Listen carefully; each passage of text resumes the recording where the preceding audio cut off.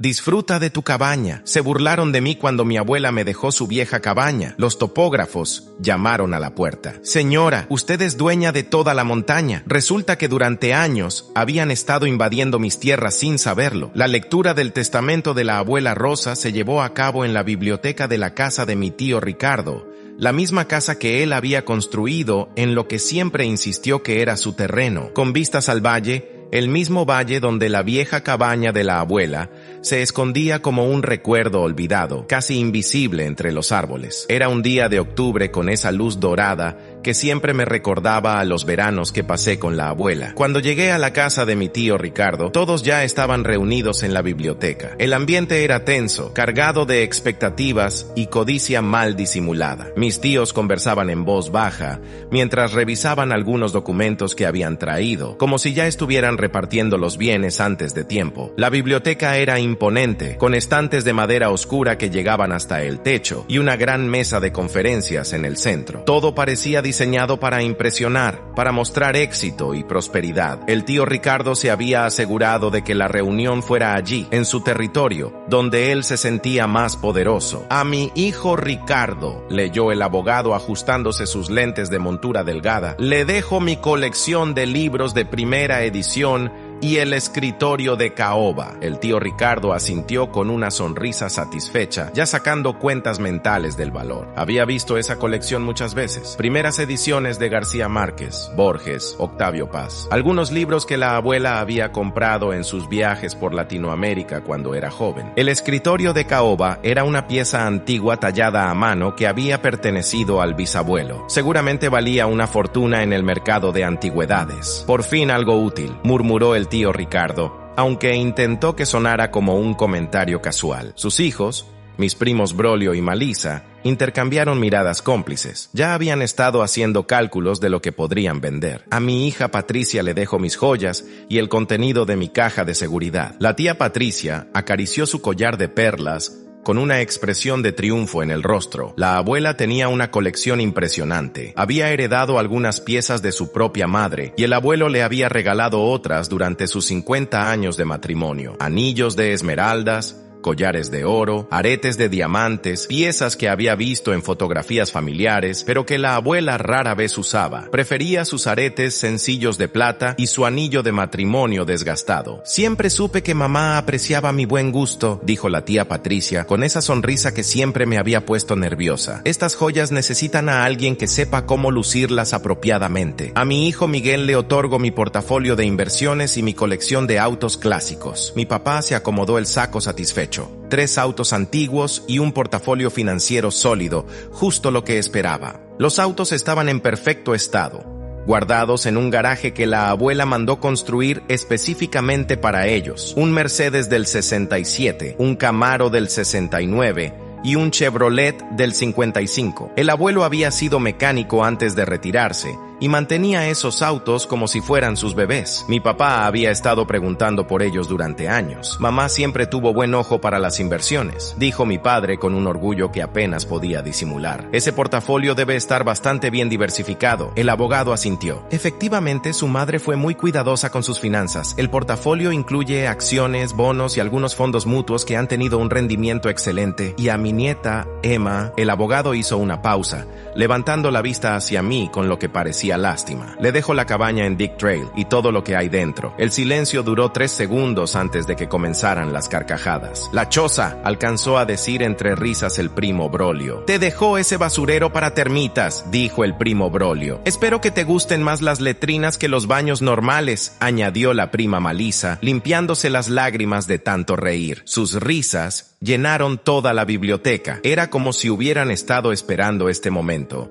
como si hubieran planeado esta reacción. Yo conocía esa cabaña mejor que nadie. Había pasado todos mis veranos allí desde los 8 años, cuando mis padres decidieron que era más fácil mandarme con la abuela que lidiar conmigo durante las vacaciones. ¿En serio?, preguntó la prima Malisa, todavía riéndose. ¿Esa cosa todavía está en pie? La última vez que la vi parecía que se iba a caer con el primer viento fuerte. Probablemente está llena de ratones, añadió Braulio, y arañas, muchas arañas. Pero el tío Ricardo fue el que más se rió. ¡Ay! Emma, todos esos veranos que pasaste allá con ella y eso es todo lo que te dejó. Una cabaña sin ni siquiera electricidad decente. Yo me quedé callada, con las manos sobre las rodillas, recordando aquellos veranos. La abuela enseñándome a reconocer hongos comestibles, a leer el terreno, contándome historias del abuelo y cómo compraron esa propiedad inútil por casi nada en 1952. Recordé las caminatas matutinas cuando la abuela me enseñaba a identificar las plantas medicinales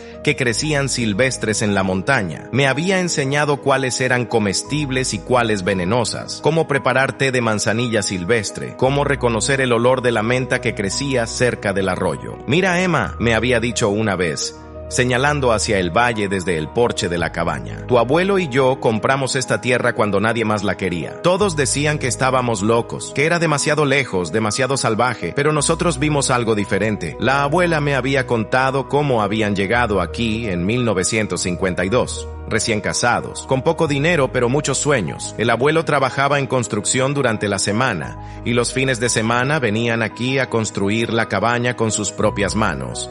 Había tomado casi 3 años terminarla. Tu abuelo decía que la tierra te habla si sabes escuchar, me había dicho. Esta tierra no se estaba esperando. Quizás pueda alquilarla por Airbnb, dijo la tía Patricia, fingiendo preocupación. Aunque ¿quién querría hospedarse en un lugar sin señal de celular y con un pozo que se seca en agosto? Seguro los troncos ya están podridos, agregó mi padre sin mirarme. La verdad, sería mejor dejar que el bosque se la trague, pero yo sabía que la cabaña estaba sólida. El abuelo había elegido cada tronco personalmente. Había usado técnicas de construcción que había aprendido de su propio padre. La abuela me había mostrado cómo revisar la estructura, cómo mantener la madera, cómo limpiar la chimenea. Cada verano hacíamos las reparaciones necesarias juntas. El pozo nunca se ha secado, dije en voz baja, pero nadie me escuchó. Está tan lejos de todo, continuó la tía Patricia. No hay ni un supermercado a menos de 1 hora. ¿Cómo vas a mantener eso? Tal vez pueda venderla a algún hippie que quiera vivir sin tecnología, sugirió Brolio con sarcasmo. En realidad, dije mientras me ponía de pie, creo que iré este fin de semana a ver cómo está. Eso provocó otra ronda de carcajadas. Llévate una carpa, soltó el tío Ricardo entre risas. Por si el techo ya colapsó. Y un generador, añadió la tía Patricia. Porque seguro ya ni la electricidad funciona. ¿Todavía tienes la llave?, preguntó mi padre, como si fuera lo más absurdo del mundo. La abuela me dio una copia hace años, respondí. Era verdad. La abuela me había dado la llave cuando cumplí 16, diciéndome que la cabaña siempre sería mi refugio cuando lo necesitara. Buena suerte, dijo Malisa con una sonrisa falsa. Espero que no te encuentres con osos. Tomé mi bolso y me dirigí a la salida. Detrás de mí ya estaban repartiendo lo que ellos creían que era la verdadera herencia. Los autos de la abuela, su vajilla fina, la casa en el pueblo. Mientras caminaba hacia mi carro, pude escuchar sus voces a través de la ventana abierta de la biblioteca. Ya estaban discutiendo quién se quedaría con qué, cómo dividirían las cosas más valiosas. La casa de la abuela en el pueblo,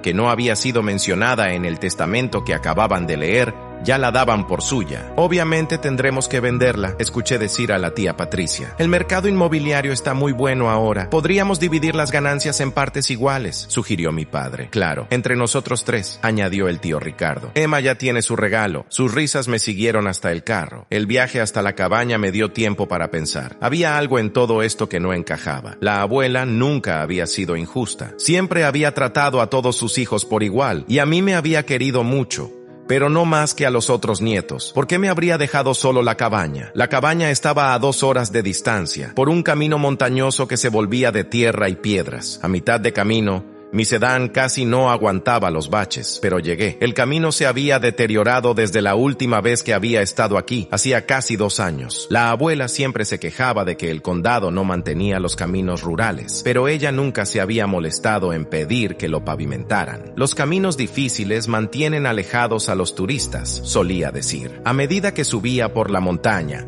los recuerdos se volvían más vívidos. Recordé la primera vez que había hecho este viaje, sentada en el asiento trasero de la vieja camioneta del abuelo, emocionada por pasar el verano en la montaña. Había sido después de que mis padres se divorciaran, aunque en ese momento no entendía completamente lo que estaba pasando. Solo sabía que mamá lloraba mucho y que papá ya no vivía con nosotros. Vas a pasar el verano con tu abuela, me había dicho mi madre. Te va a hacer bien estar en la naturaleza. Al principio había protestado. Quería quedarme en la ciudad con mis amigas, ir a la piscina del club, hacer cosas normales de verano, pero la abuela tenía una forma de hacer que todo pareciera una aventura. Estacioné en el mismo sitio donde se aparcaba la vieja camioneta de la abuela. La cabaña estaba tal como la recordaba, humilde pero firme, hecha con troncos que el abuelo había cortado él mismo. El techo estaba cubierto de musgo, pero seguía entero. El porche crujía, pero aguantó mi peso. La cabaña se veía exactamente como la recordaba, pequeña, rústica, pero sólida. Los troncos tenían esa pátina gris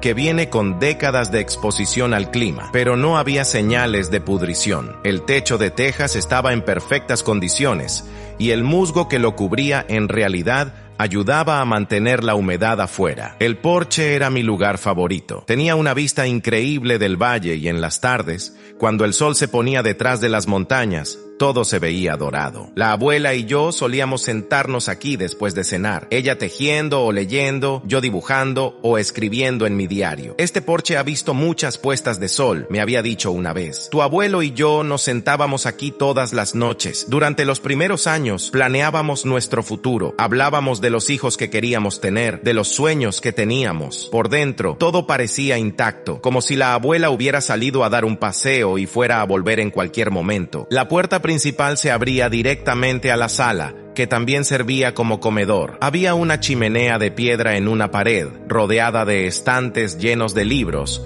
un sofá viejo pero cómodo, una mesa de madera hecha por el abuelo y una mecedora donde la abuela solía sentarse a tejer. La cocina era pequeña pero funcional. Tenía una estufa de gas, un refrigerador que ya tenía sus años, pero que aún funcionaba, y una mesa redonda donde desayunábamos todas las mañanas. Las paredes estaban cubiertas de fotografías familiares, recetas escritas a mano y plantas colgantes que la abuela cuidaba con dedicación. El dormitorio principal era simple, una cama de matrimonio con una colcha que la abuela había hecho, un armario de madera y una cómoda con un espejo. Había otro dormitorio más pequeño donde yo solía dormir, con una cama individual y un escritorio donde hacía mis tareas de verano. Todo estaba limpio y ordenado, como si la abuela hubiera estado preparando la casa para mi llegada. Sobre la mesa de la cocina había un sobre con mi nombre. Mi querida Emma, si estás leyendo esto es porque todo salió como imaginaba. Seguro tu familia se rió de lo que te dejé. Déjalos reír. Eres la única que realmente ama esta tierra como yo. La única que me escuchó cuando hablaba de linderos y marcas de terreno. En el closet del dormitorio, detrás de los abrigos de invierno, encontrarás una caja metálica. Ahí está todo lo que necesitas. Recuerda lo que siempre te dije. Los verdaderos tesoros a veces parecen basura para quien no sabe mirar. Con todo mi cariño, abuela Rosa. PD. No olvides regar los tomates. Este año los planté algo tarde. Mis manos temblaban mientras leía la carta. La letra de la abuela era inconfundible. Esa caligrafía elegante que había aprendido en la escuela hace décadas. Podía escuchar su voz en cada palabra,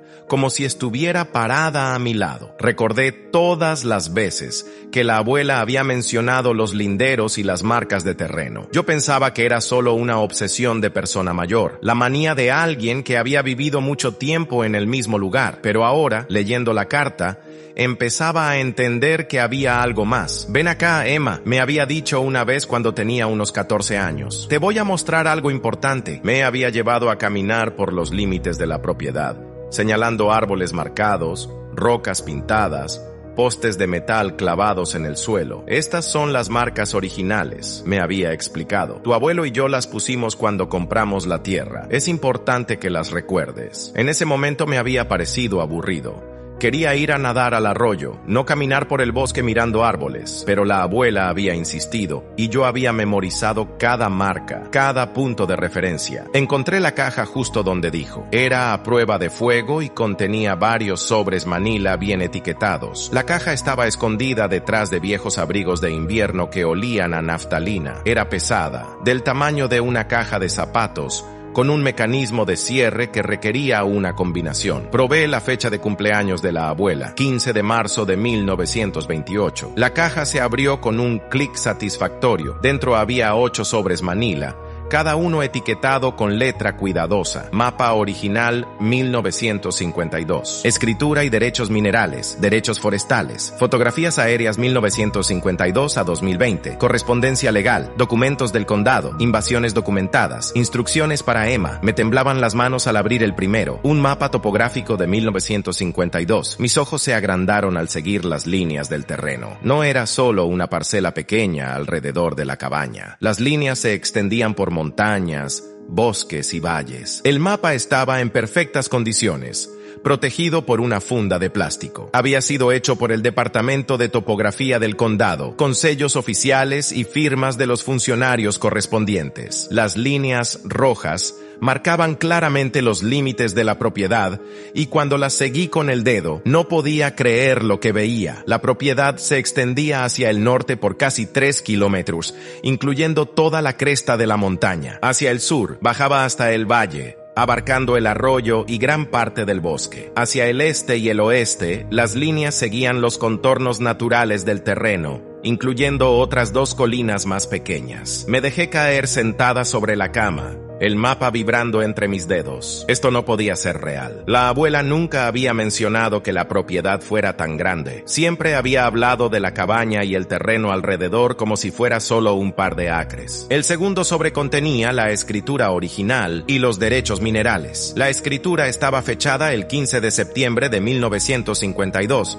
firmada por Joaquín Hernández, mi abuelo, y Rosa María Vázquez de Hernández, mi abuela. El precio de compra había sido $200 por 2,000 acres de terreno montañoso, con arroyo permanente, bosque mixto y derechos minerales incluidos. Los derechos minerales eran algo que yo había escuchado mencionar en las noticias, pero nunca había entendido completamente. Según los documentos, los abuelos no solo eran dueños de la superficie, sino también de cualquier mineral que se encontrara debajo de la tierra. El tercer sobre contenía los derechos forestales. Había un contrato con una empresa maderera de 1965, donde los abuelos habían vendido derechos de tala selectiva por un periodo de 10 años. Después de eso, todos los derechos forestales habían revertido a ellos. Había cartas de varias empresas madereras más recientes ofreciendo comprar derechos de tala, pero todas habían sido rechazadas. La madera vale más cuando está creciendo, había escrito la abuela en una nota adjunta, especialmente cuando está en tu propia tierra. El cuarto sobre contenía fotos aéreas de distintas décadas,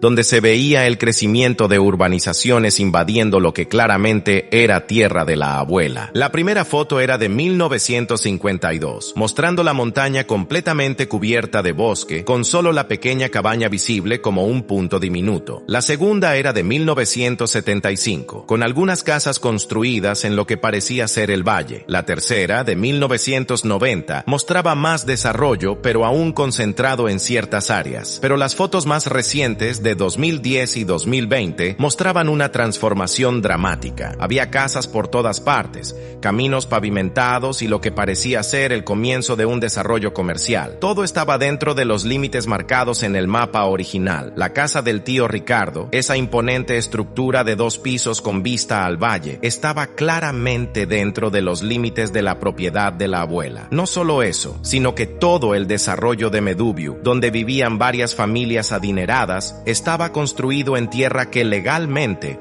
pertenecía a la abuela. El resort de Skimon Peak había construido 3 de sus pistas principales atravesando la propiedad. En la foto aérea podía ver claramente los senderos despejados bajando por la montaña, con telesillas y una cabaña de esquí en la base. Pasé todo el fin de semana revisando cada documento, cruzando datos, anotando detalles. El quinto sobre, correspondiente a la correspondencia legal, contenía décadas de cartas entre la abuela y varios abogados. Había comenzado en 1985, cuando se dio cuenta de que algunas casas estaban construyendo en su propiedad. Estimado licenciado Martínez, decía una carta de 1987, he notado que hay varias construcciones en lo que creo que es mi propiedad.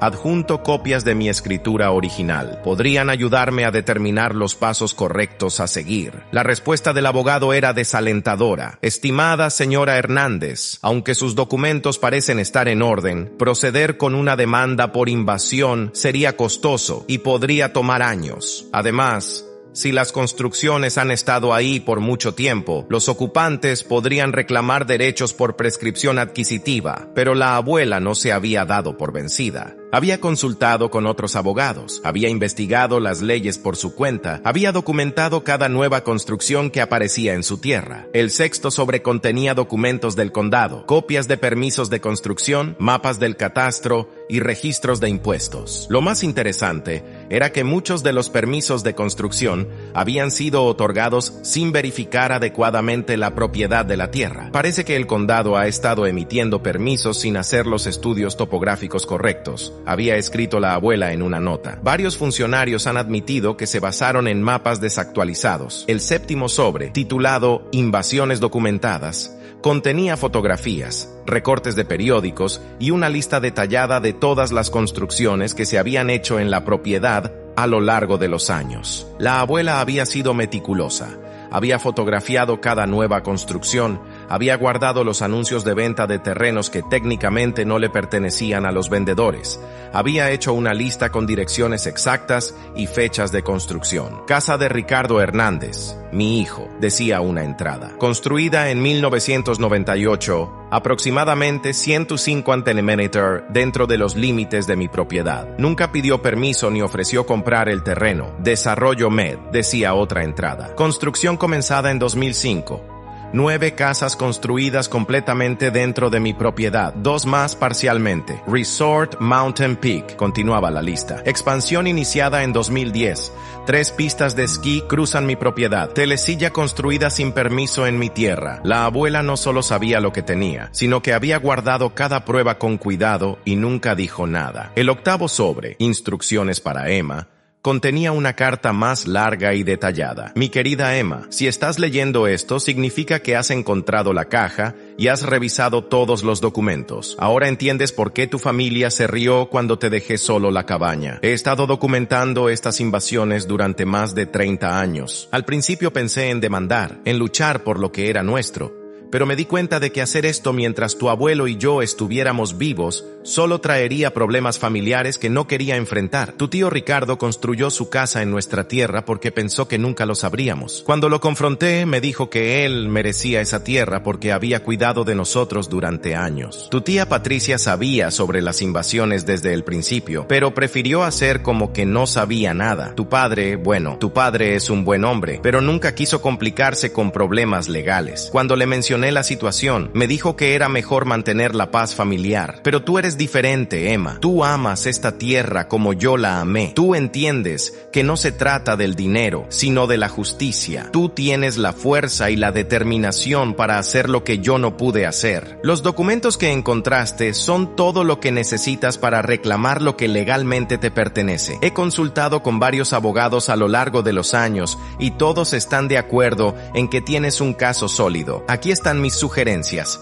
Contrata un topógrafo certificado para que marque los límites exactos de tu propiedad. Una vez que tengas los límites marcados, consulta con un abogado especializado en derecho inmobiliario. No le digas nada a la familia hasta que tengas toda la documentación legal en orden. Cuando estés lista, puedes decidir si quieres negociar con los invasores o proceder con demandas. Recuerda que las leyes de prescripción adquisitiva requieren que la posesión sea pública, pacífica, continua y de buena fe. En la mayoría de estos casos, los invasores no cumplieron con todos estos requisitos, especialmente el de buena fe. Esta tierra vale mucho más de lo que tu familia imagina. El desarrollo comercial ha aumentado los precios en esta área exponencialmente. Solo los derechos de paso para las pistas de esquí valen cientos de miles de dólares. Pero más importante que el dinero, Emma, es que hagas justicia. Esta tierra fue comprada con el sudor y los ahorros de tu abuelo y míos. Nadie tiene derecho a tomarla sin pagar por ella. Haz lo que consideres correcto, mi nieta. Confío en tu juicio. Con todo mi amor, Abuela Rosa PD. En la caja hay también una llave pequeña. Es para una caja de seguridad en el Banco del Pueblo. bajo mi nombre. Ahí encontrarás documentos adicionales y algo de dinero para los gastos legales. Efectivamente, había una llave pequeña en el fondo de la caja, junto con un papel con el número de la caja de seguridad. El domingo por la noche hice una llamada. Necesito un estudio de propiedad completo, le dije al topógrafo. Tengo una escritura original que dice que son unas 2000 acres, pero necesito los límites exactos. Había encontrado el número de Topografía Profesional Mendoza en el directorio telefónico. Cuando expliqué mi situación, el hombre al otro lado de la línea parecía intrigado. 2000 acres, eso es bastante, respondió. ¿Cuándo fue el último estudio? En 1952. Silbó bajo al otro lado. Sí, definitivamente necesita una actualización. Ha habido mucho desarrollo por esta zona. Puede que encuentre cosas interesantes. ¿Qué tipo de cosas?, pregunté. Bueno, si no ha habido un estudio actualizado en tanto tiempo, es posible que haya construcciones que no deberían estar donde están. Pasa más seguido de lo que la gente piensa. Interesante, dije. Sí, esa era una forma de decirlo. ¿Cuánto costaría un estudio completo?, pregunté. Para 2000 acres, con toda la documentación legal necesaria, estamos hablando de unos 8,000 a 10,000. Era mucho dinero, pero esperaba que lo que encontraría en la caja de seguridad de la abuela fuera suficiente para cubrirlo. ¿Cuándo podrían empezar?, pregunté. Podríamos tener un equipo allá la próxima semana. Necesitaríamos un lugar donde instalarnos mientras trabajamos. Pueden usar la cabaña, les dije. Tiene electricidad y agua corriente. Perfecto. Le mandaré un contrato por correo electrónico mañana. Esa noche me quedé despierta en la cama de la abuela, mirando hacia el techo y procesando todo lo que había descubierto. Por la ventana podía ver las luces de algunas de las casas que aparentemente estaban construidas en mi tierra. Era irreal pensar que técnicamente yo era la dueña de todo lo que podía ver desde esa ventana. Al día siguiente fui al Banco del Pueblo. La caja de seguridad contenía más documentos, incluyendo testamentos anteriores que la abuela había cambiado varias veces y un sobre con $15,000 en efectivo para los gastos legales, decía una nota adjunta. Tu abuelo siempre decía que era importante tener dinero guardado para emergencias. Esto es una emergencia. También había una serie de fotografías familiares que nunca había visto, incluyendo algunas del abuelo construyendo la cabaña. En una de ellas, él estaba marcando un árbol con pintura roja,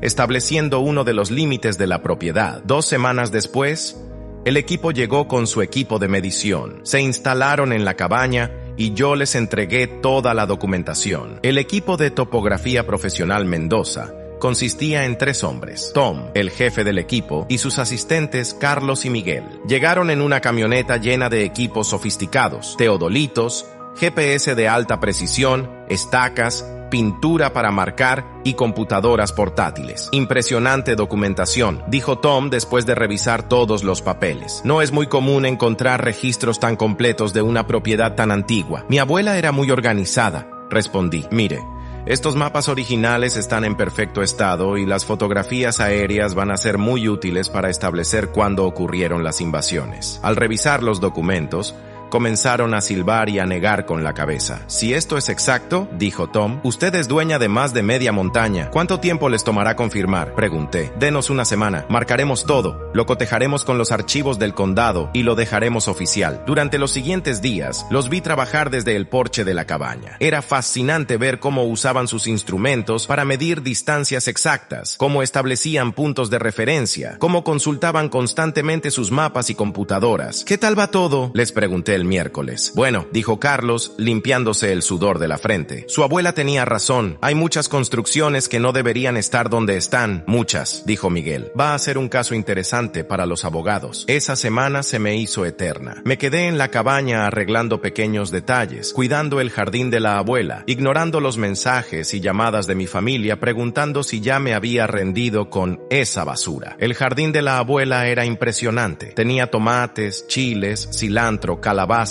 y una variedad de hierbas medicinales. Todo crecía de forma casi salvaje, pero con un orden que solo ella entendía. Había pasado décadas perfeccionando este jardín, aprendiendo qué plantas crecían mejor en cada rincón, cómo aprovechar la luz solar y el agua del arroyo. Los mensajes de mi familia se volvían más insistentes cada día. Emma, ya llevas una semana ahí, me escribió mi papá. ¿No crees que ya es suficiente? Esa cabaña no te va a dar de comer, prima, me mandó Malisa. Papá dice que deberías considerar vender ese terreno antes de que se caiga a pedazos. Mija, me llamó la tía Patricia. Estamos preocupados por vos. No es sano que te aísles así. ¿Por qué no venís a quedarte con nosotros mientras decidís qué hacer con esa propiedad? Pero yo no respondía. Necesitaba tiempo para procesar todo, para planear mis próximos pasos. El viernes, Tom llamó. Señorita Emma, debería venir. Tiene que ver esto. Habían puesto una gran mesa en el porche con mapas antiguos y modernos superpuestos y banderas naranjas señalando todo el terreno. El porche parecía la sala de guerra de un general. Había mapas por todas partes, computadoras portátiles abiertas y pilas de documentos organizados en diferentes categorías. Las banderas naranjas que habían puesto por toda la montaña eran visibles desde el porche, marcando los límites exactos de la propiedad. ¡Felicidades!, dijo Tom. Es oficialmente propietaria de 2.347 acres en la montaña. Me sorprendí. ¿No eran 2.000? Eso decía el registro original, pero con las líneas naturales y los márgenes de cuenca, es más, explicó Carlos. Las escrituras originales usaban referencias como hasta el arroyo y siguiendo la cresta de la montaña. Cuando medimos esas referencias naturales con equipos modernos,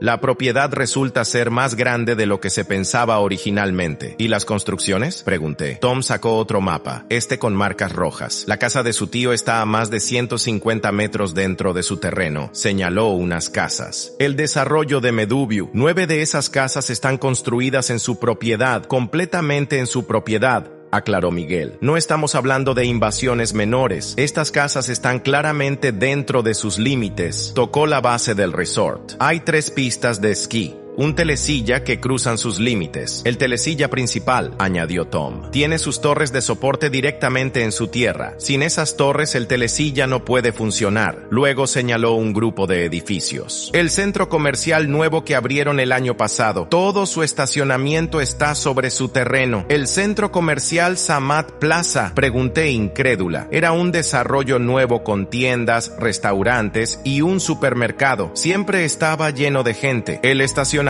completo, confirmó Tom, y parte del edificio principal. Me quedé viendo el mapa. Todos habían estado invadiendo. Técnicamente todavía lo hacían. ¿Qué recomienda que haga?, pregunté. Eso depende de usted, dijo Tom. Legalmente tiene derecho a reclamar su propiedad y exigir que remuevan todas las construcciones no autorizadas. Pero, añadió Carlos, probablemente sería más práctico negociar. Algunas de estas construcciones valen millones de dólares. Los propietarios preferirían pagar por el terreno que demoler y reconstruir en otro lado. ¿Cuánto podría valer todo esto?, pregunté. Tom y Carlos intercambiaron miradas. Conservadoramente, dijo Tom, estamos hablando de varios millones de dólares. Solo los derechos de paso para el resort podrían valer $500,000 al año. ¿Al año?, pregunté. Sí, respondió Tom. Los resorts de esquí pagan mucho por derechos de paso y este resort ha estado usando su tierra gratis durante más de una década. Esa noche, después de que el equipo de topografía se fuera, me senté en el porche con todos los documentos. Era demasiado para procesar. Había pasado de ser la nieta que heredó la choza inútil a ser propietaria de una de las propiedades más valiosas de la región. El lunes por la mañana, llamé al abogado cuyo nombre había encontrado en la correspondencia de la abuela. Licenciado Martínez, le dije cuando le expliqué la situación. Señorita Hernández, me dijo, he estado esperando esta llamada durante años. Su abuela me consultó varias veces sobre este caso. Siempre le dije que tenía un caso sólido, pero que sería mejor esperar hasta tener todos los documentos en orden. Parece que finalmente llegó ese momento. ¿Qué tan sólido es el caso? Con la documentación que me describe, extremadamente sólido. Las invasiones están claramente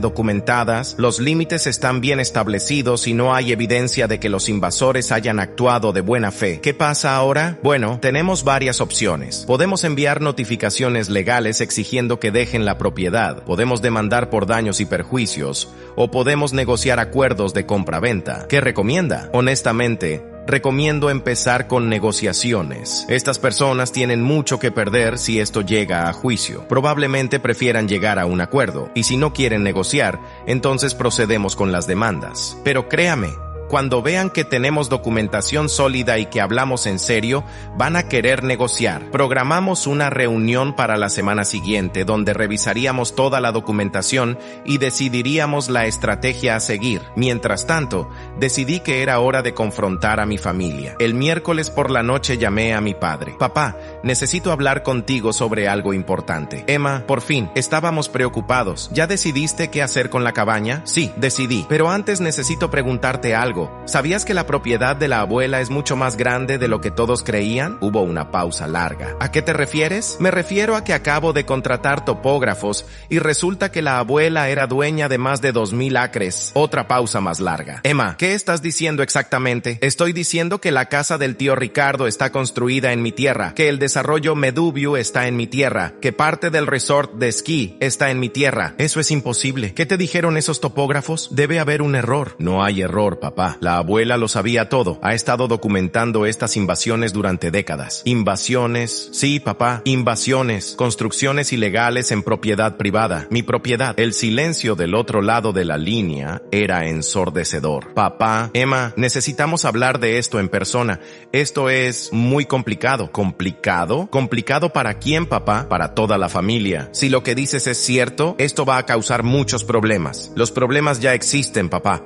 La diferencia es que ahora yo sé la verdad. ¿Qué vas a hacer? Voy a consultar con un abogado y después voy a decidir si negocio o demando. Emma, por favor, piénsalo bien. Esta es tu familia. Exactamente, papá. Es mi familia y mi familia construyó sus casas en mi tierra sin preguntarme. Después de colgar, me sentí extrañamente liberada. Ya no había secretos. Ya no había que fingir que todo estaba bien. Al día siguiente, el tío Ricardo me llamó. Emma, ¿qué estás haciendo? Su tono era furioso. Muy diferente de las burlas condescendientes de la lectura del testamento. Hola, tío Ricardo. Estoy ejerciendo mis derechos como propietaria. ¿De qué propiedad estás hablando? Esa cabaña está en medio de la nada. La cabaña está en el centro de mi propiedad de 2,347 acres. Eso es ridículo. Yo he vivido en esta casa durante más de 20 años. En mi casa, tío. En mi tierra. Emma, no sé qué te metieron en la cabeza, pero mi casa está en mi terreno. Yo compré este terreno. ¿A quién se lo compraste, tío? Lo compré. Es decir, era terreno baldío cuando construí. ¿Terreno baldío o terreno que pertenecía a tu mamá? Emma, esto es absurdo. No puedes reclamar terreno donde ya hay construcciones. Hay leyes que protegen a los propietarios. Hay leyes que protegen a los propietarios legítimos, tío. Yo soy la propietaria legítima. Vas a arruinar a toda la familia con esta locura. Yo no voy a arruinar a nadie, tío. Ustedes se arruinaron solos cuando decidieron construir en tierra ajena. Después de esa llamada, recibí llamadas de todos. La tía Patricia llorando, diciéndome que esto destruiría la familia, la prima Malisa furiosa,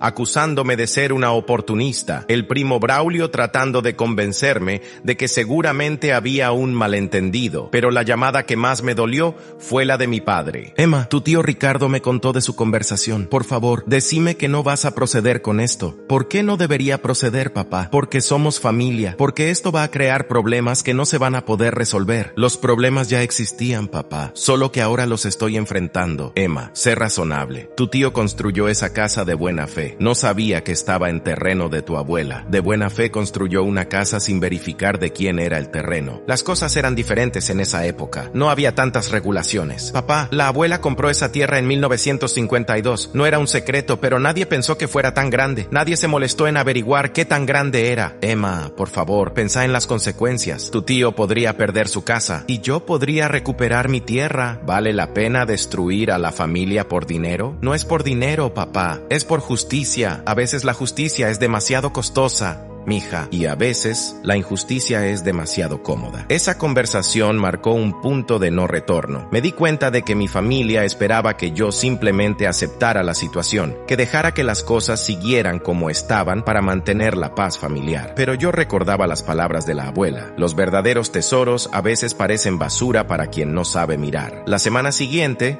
me reuní con el licenciado Martínez en su oficina. Era un hombre mayor. de unos 60 años, con una reputación sólida en derecho inmobiliario. Señorita Hernández, me dijo después de revisar toda la documentación. Este es uno de los casos más claros de invasión de propiedad que he visto en mis 30 años de carrera. ¿Qué tan fuerte es nuestro caso? Extremadamente fuerte. Su abuela fue muy inteligente al documentar todo tan meticulosamente. Tenemos evidencia clara de la propiedad original, evidencia de las invasiones y evidencia de que los invasores no deberían haber sabido que estaban construyendo en propiedad ajena. ¿Cuáles son nuestras opciones? Podemos proceder de varias maneras. La más agresiva sería demandar por invasión y exigir la remoción de todas las construcciones no autorizadas. La menos agresiva sería enviar notificaciones legales a todos los invasores, informándoles de su situación legal y ofrecerles la oportunidad de negociar la compra de los terrenos que ocupan. ¿Qué recomienda? Recomiendo empezar con las notificaciones. Es más probable que logremos acuerdos sin tener que ir a juicio, pero debemos estar preparados para demandar si no quieren cooperar. ¿Cuánto tiempo tomaría? Las notificaciones podemos enviarlas la próxima semana. Después de eso, les damos 30 días para responder. Si no responden o rechazan negociar, procedemos con las demandas. ¿Y cuánto podría costar? Mis honorarios son del 30% de cualquier acuerdo o sentencia que obtengamos. No cobramos nada por adelantado. Eso me tranquilizó. Significaba que el abogado confiaba en ganar el caso. ¿Cuándo podemos empezar? Hoy mismo, si está lista. 2 semanas después, las notificaciones legales fueron entregadas. Una para el tío Ricardo, una para cada propietario en el desarrollo Meduviu, una para el resort de esquí y una para los dueños del centro comercial. La reacción fue inmediata. El tío Ricardo llegó a la cabaña al día siguiente, furioso. Emma, ¿qué significa esta porquería? Me estaba esperando en el porche cuando regresé de regar el jardín. Significa exactamente lo que dice, tío. Tienes 30 días para responder a nuestra oferta de negociación. Negociación. Esto es extorsión. No, tío. Extorsión sería si te pidiera dinero por algo que no me pertenece. Esto es un propietario legítimo ofreciendo vender terreno a alguien que lo ha estado ocupando ilegalmente. ¿Cuánto quieres? No es lo que yo quiera, tío. Es lo que vale el terreno. ¿Y cuánto vale? Según la evaluación que mandé a hacer, tu casa está en aproximadamente 2 acres con vista al valle. El valor de mercado actual es de unos $150,000 por acre. ¿300,000? ¿Estás loca? No, tío. Estoy siendo razonable. Podrías haber comprado esa tierra hace 20 años por una fracción de ese precio. Ahora tiene el valor que tiene. No tengo 300,000. Entonces tal vez puedas conseguir un préstamo hipotecario o podemos trabajar un plan de pagos. Emma, por favor, sé razonable. Soy razonable, tío. Te estoy dando la oportunidad de comprar la tierra que has estado usando gratis durante más de 20 años. Y si no puedo pagar, entonces tendremos que ir a juicio. Y si gano el juicio, tendría derecho a exigir que remuevas todas las construcciones de mi propiedad. La cara del tío Ricardo se puso roja. Esto es venganza. Te están llenando la cabeza porque te sentiste humillada en la lectura del testamento. No, tío, esto es justicia. Y me hubiera sentido menos humillada si ustedes no se hubieran burlado de mi herencia sin saber lo que realmente significaba. Durante las siguientes semanas recibí llamadas de todos los involucrados. Algunos estaban furiosos, otros asustados. Algunos intentaron negociar inmediatamente. El dueño del resort de esquí, un empresario llamado Robert Davidson, vino personalmente a la cabaña. Señorita Hernández, me dijo, entiendo que tiene un reclamo legítimo sobre parte de nuestro terreno. Parte de mi terreno, lo corregí. Correcto, permítame ir directo al grano. ¿Qué necesitaríamos hacer para resolver esto? Amigablemente, finalmente, alguien que hablaba mi idioma. Necesito que reconozcan que han estado operando en mi propiedad sin autorización y que paguen tanto por el uso pasado como por los derechos futuros. ¿Qué tipo de números estamos manejando? Mis abogados calculan que han estado usando aproximadamente 50 acres de mi tierra durante los últimos 12 años. Eso incluye 3 pistas de esquí, un telesilla y parte de sus instalaciones. El uso retroactivo, $20,000 por acre por año durante 12 años. Esos son $12 millones.